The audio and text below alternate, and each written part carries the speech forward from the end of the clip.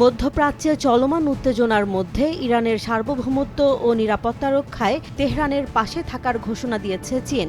দেশটির রাষ্ট্রীয় গণমাধ্যম সিসিটিভি জানায়, চীনের পররাষ্ট্রমন্ত্রী ওয়াং ই ফোনে ইরানের পররাষ্ট্রমন্ত্রী আব্বাস আরাঘচিকে বেইজিংয়ের সমর্থনের কথা জানান। তিনি বলেন, ইরানের সার্বভৌমত্ব, আঞ্চলিক অখণ্ডতা ও জাতীয় মর্যাদা রক্ষায় চীন পূর্ণ সমর্থন দেবে এবং বৈধ অধিকার রক্ষায় পাশে থাকবে। একই সঙ্গে যুক্তরাষ্ট্র ও ইসরায়েলকে অবিলম্বে সামরিক অভিযান বন্ধের আহ্বান জানান তিনি।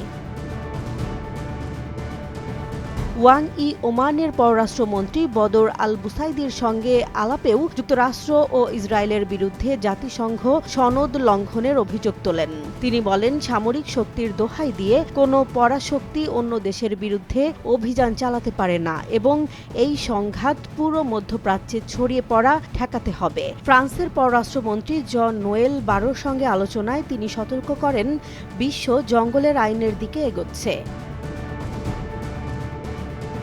চীনের পররাষ্ট্রমন্ত্রী জোর দিয়ে বলেন, ইরানের পারমাণবিক ইস্যুর স্থায়ী সমাধান সামরিক পথে নয়, বরং রাজনৈতিক ও কূটনৈতিক আলোচনার মাধ্যমেই সম্ভব। জাতিসংঘ নিরাপত্তা পরিষদের প্ল্যাটফর্ম ব্যবহার করে ন্যায় বিচার প্রতিষ্ঠা ও উত্তেজনা প্রশমনে চীন গঠনমূলক ভূমিকা রাখতে প্রস্তুত বলেও জানান তিনি।